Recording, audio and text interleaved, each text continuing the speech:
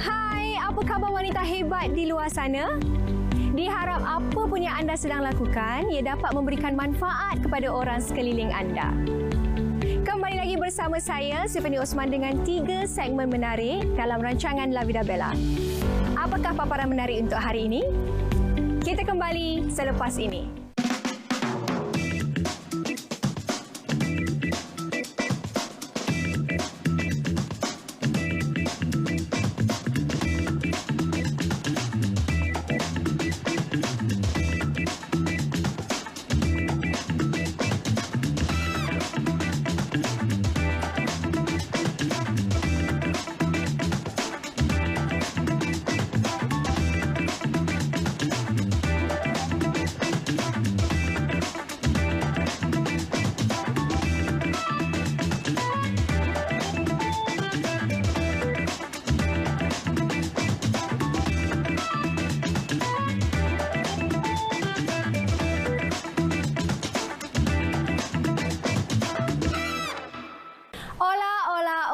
Hidup ini indah sama seperti tajuk rancangan kita iaitu La Vida Bella.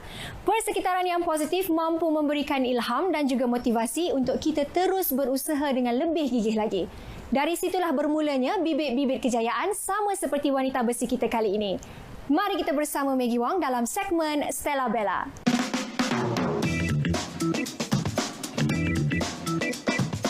Maggie Wong Mei, wanita besi kali ini merupakan atlet bina badan wanita, pemegang ijazah perniagaan dan pemasaran.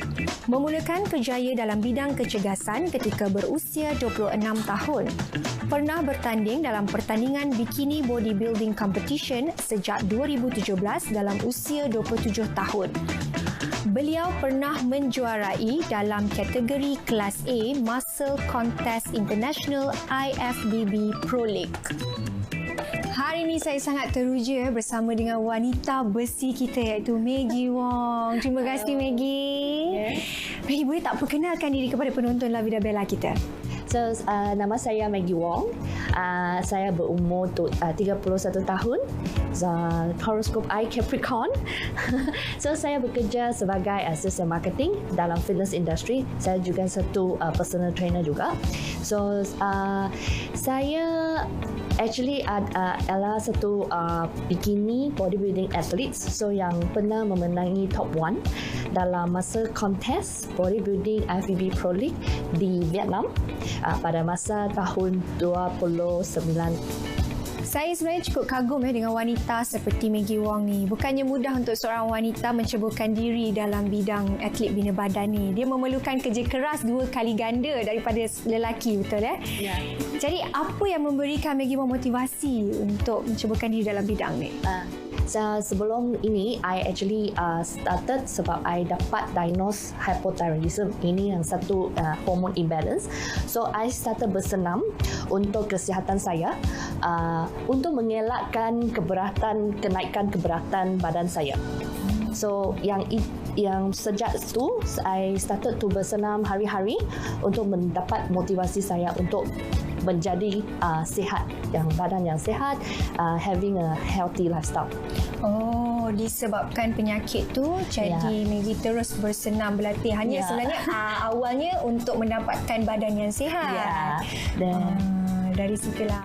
Bagi anak jati Pulau Pinang ini, sukan bina badan mendidiknya fokus dan disiplin. Ia melahirkan perasaan luar biasa apabila kita menjejakkan kaki di pentas untuk beraksi. Bukan sekadar memburu pingat atau trofi, tetapi mempamerkan persembahan terbaik hasil kerja keras yang konsisten selama ini. Lambang segala usaha, azam, dedikasi dan pengorbanan terhadap sukan yang beliau minati ini. Jadi kalau kita pun tahu untuk menjadi atlet bina badan ni bukan mudah. Dia memerlukan disiplin yang sangat tinggi. Jadi bukan sahaja dari pemakanan, dia sampai ke rutin harian Maggie. Jadi mungkin boleh Maggie kongsikan kepada penonton kita apa rutin harian Maggie sebenarnya? Rutin sekarang, masa I prepping bagi competitions, I buat cardio hari-hari, I buat weightlifting juga hari-hari, train otot I, different part of otot.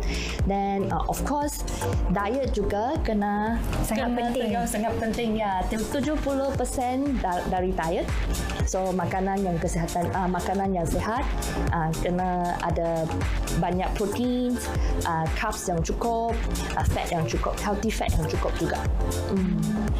Pernah tak Maggie diberikan komen yang negatif daripada orang sekeliling sebab menceburkan diri dalam bidang ini? Ya, so memanglah ada sebab family I pun selalu risau I. You tak don't train too much sebab you akan menjadi macam badan lelaki. Tapi ini mindset yang salah sebab mindset ni bukan apply bagi perempuan, like you said sebenarnya 30% kita boleh katakan wanita, selebihnya adalah lelaki. That's why ini mindset yang salah. So I pun try to educate, ubah dia punya fikiran dan try to educate mereka. So sekarang lah I pun grateful sebab dia pun menyokong I dalam sport ini. Okey. Maggie cakap tadi Maggie berlatih hari-hari ya. Jadi berapa minit masa yang diluangkan untuk berlatih? I punya latihan sejam, satu hari 1 jam saja. Tapi itu I rasa cukup sudah. Untuk beginner juga 45 minit pun sudah cukup. Tapi memang memerlukan hari-hari lah. I buat hari-hari. Biasanya untuk orang yang biasa, orang yang general public, dia boleh buat 3-4 hari seminggu. Pernah tak mengalami apa-apa kecederaan semasa berlatih? So far, I tak ada apa-apa kecederaan. Tapi jika kita sebagai satu personal trainer, kita memang nak tahu dia punya form untuk berlatih. So jika tu berat tu weight yang terlalu berat, try to mengelakkan lah. So dia akan reduce dia punya kecederaan.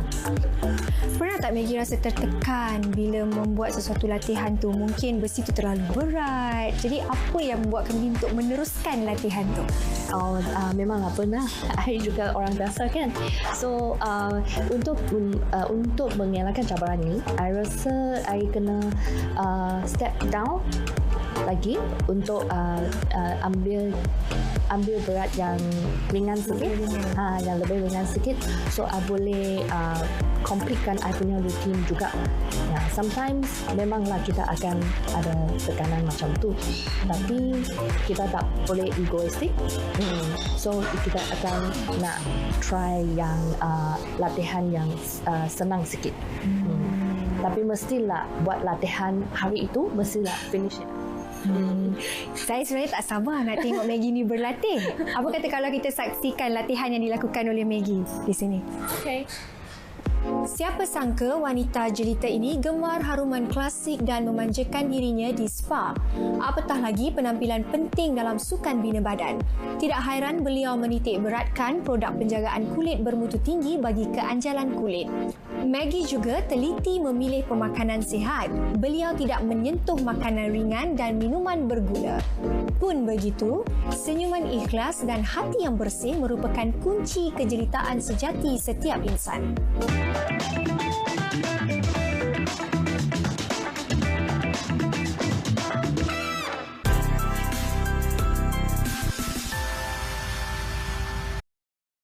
Selain daripada otot, saya rasa sukan ni sangat mementingkan kecantikan daripada pesertanya. Jadi macam Maggie sendiri, berapa kerap Maggie belajar untuk posing?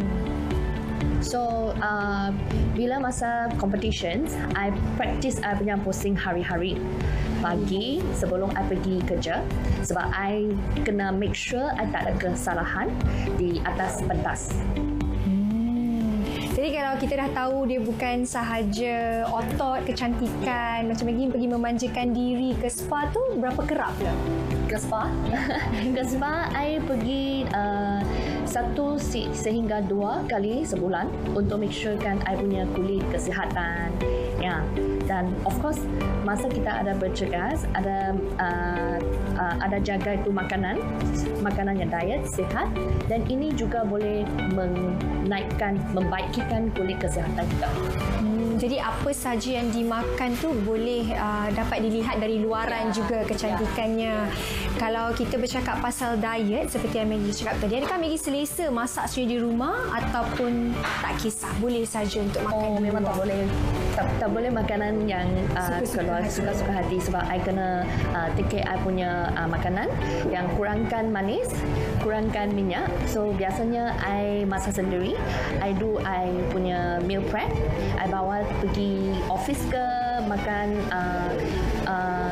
I bawa pergi office masa I kerja. So ini I punya meal prep lah. I kena meal prep seminggu sekali. Jadi seminggu sekali Maggie akan masak untuk sediakan makanan tu daripada Isnin sampai luar biasa. Jadi kalau ada mungkin penonton La Vida Bella kita di rumah yang ingin menjadi seperti Maggie, masuk dalam bidang yang Maggie sendiri ceburi, mungkin ada nasihat atau tip yang Maggie akan kongsikan bersama. I rasa jika you suka ini sport, you boleh start dengan small step.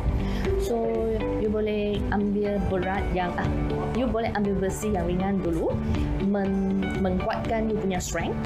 So after that you baru boleh pergi membina you punya badan.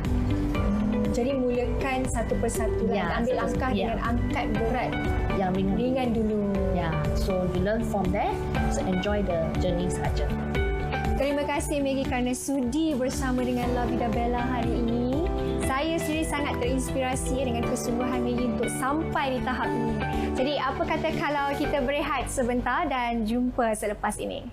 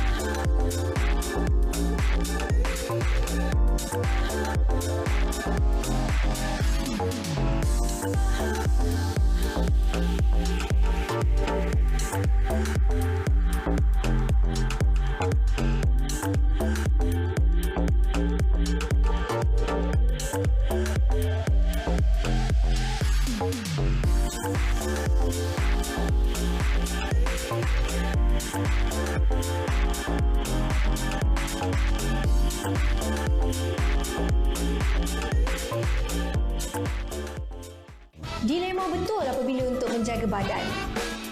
Juadah enak selalunya dikatakan menggemukkan. Juadah sihat pula kurang membuka selera, betul ke? Jangan terkejut, resepi minggu ini bukan sahaja mudah untuk disiapkan, malah rasanya juga enak. Jom kita ke dapur Diet Bella.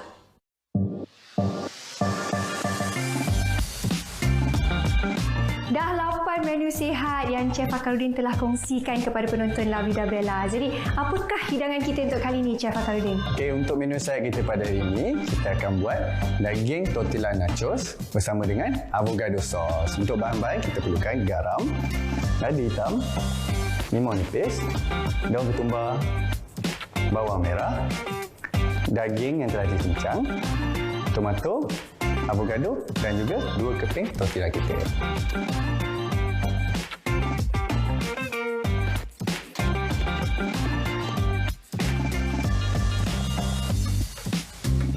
Terima kasih, saya akan tunjukkan cara nak buat nachos kita pada hari ini. Jom.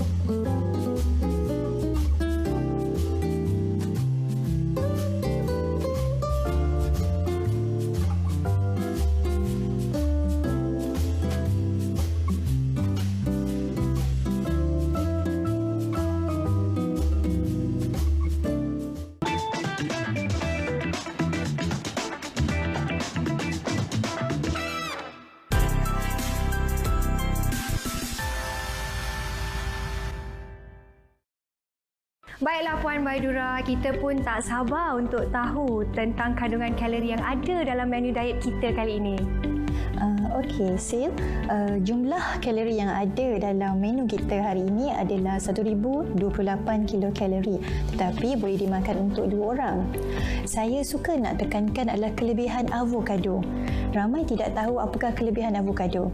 Tidak dinafikan, avokado mempunyai nilai lemak yang tinggi, tetapi lemaknya lemak sihat, jadi tidak perlu risau. Selain itu, ia mempunyai vitamin C, E, K dan juga folat yang sangat tinggi. Potasium juga sangat tinggi. Potasium sangat penting untuk kesihatan otot, jantung dan lain-lain. Kebiasaannya, kalau seseorang itu kurang potasium, akan mengalami masalah kelemahan, rasa lemah, letih dan juga sembelit. Jadi, kadang kita tidak tahu kan, kenapa kita sembelit? Mungkin kurang potasium. Jadi, salah satu pilihan yang kita ada, avokado.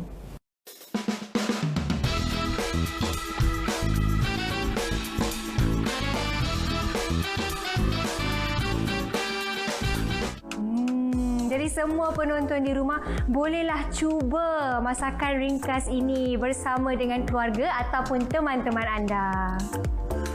Hai, saya Dr. Bunga. Adakah ini fakta atau mitos?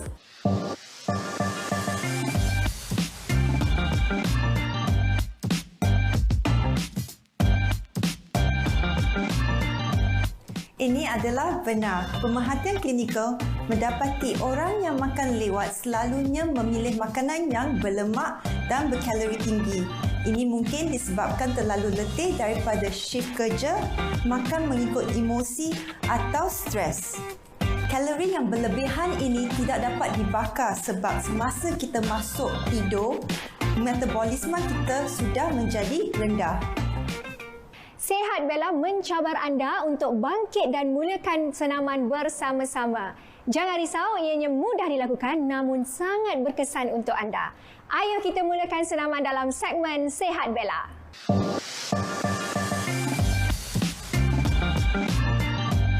Kembali lagi bersama kita Coach Adriana. Hai Coach Adriana. Jadi Coach Adriana, penonton pun dah tak sabar nak tahu apakah senaman kita untuk hari ini. So, senaman kita hari ini, kita akan lakukan senaman untuk back workout ataupun untuk otot belakang kita, iaitu bend over row. So, bend over row ini tidaklah susah sangat. Nanti saya akan ajarkan teknik-teknik yang senang bagaimana anda boleh melakukan senaman ini di rumah sahaja. Baiklah, sebelum kita mula, saya ingin jelaskan sedikit kepentingan atau manfaat untuk kita lakukan back workout ini. Ia adalah sangat penting untuk melakukan apa-apa jenis back workout pun untuk menguatkan otot belakang kita. Sebab kebanyakan kita suka berada dalam postur badan yang membongkok. Jadi otot belakang ni adalah lebih lemak. Jadi kalau kita lakukan senaman back workout ni, ia akan membantu kita untuk membetulkan semula postur badan kita yang cantik. Kalau begini kan tak cantik. So, begini lagi elok. Okay, so tanpa membuang masa, saya teruslah ke cara-cara bagaimana untuk melakukan bend over row ini. Anda hanya perlukan 2 dumbbell. Kalau dekat rumah anda ada barbell, anda boleh gunakan juga. Kalau tiada dumbbell, botol air pun boleh, isi air atau apa-apa dalam tu. Pertama sekali, berdiri menegak dengan tapak kaki selari dengan bahu, tolak bahu ke belakang, dumbbell letak dekat tepi peha. Lepas tu, anda akan tolakkan pinggul anda ke belakang, pastikan lutut anda tidak ke depan, biar ia di atas kita punya buku lali. Turun hinggalah dumbbell ini mencapai di sebelah lutut kita. Selepas tu, anda akan tolak bahu ke belakang, perlahan-lahan bengkokkan siku dan tarik bebanan ke arah atas. Selepas itu, anda akan turunkan dumbbell secara perlahan-lahan. Pastikan anda tidak melakukan kesalahan ini bila melakukan bend over row, iaitu salah satunya orang sentiasa bermula dari hadapan dan menarik dumbbell ke arah muka dan siku ke tepi. Anda tidak mahu melakukan yang ini, anda perlu pastikan mulakan dumbbell di sebelah lutut dan tarik ke arah belakang. Dan pastikan anda juga tidak membongkok dan melakukan pergerakan seperti ini. Tolak bahu ke belakang, bengkokkan siku dan tarik. Itulah cara-cara untuk buat bend over row. Senang sahaja. Yes, Sil? Penjelasan yang cukup jelas dari Coach Adriana kita diharap dapat memberi manfaat kepada penonton kita di rumah. Jadi saya sendiri pun dah tak sabar untuk mencuba senaman ini. Apa kata kalau kita jumpa minggu depan dalam rancangan La Vida Bella. Sila bilang bel anda. Okey. Mula dengan kaki, berdiri, selari dengan bahu. Tolak bahu ke belakang. Okey, dan sekarang tolak pinggul ke belakang. Pastikan Sil punya lutut lembutkan sedikit. Okey, lembutkan lutut. Bagus. Okey, mata tinggal bawah. Okey, sekarang bengkokkan siku dan tarik dumbbell ke arah belakang. Bengkokkan siku. Yes, betul. Dan perlahan-lahan turunkan dumbbell semula ke tepi paha. Betul. Okey, Sil buat dalam 4 kali lagi. Yes. Mata pastikan tengok di bawah. Okey. 2 lagi. Tolak bahu ke belakang, bengkokkan siku, squeeze otot belakang kita. Okey. Dan 1 lagi. Atas. Bagus. Very good. Dan kembali semula naik. Alright. Jadi belakang ni dapat rasa dia punya. Dia akan fokuskan lebih kepada bahagian atas. Ya, atas bahagian atas. Okey. Okey, Coach.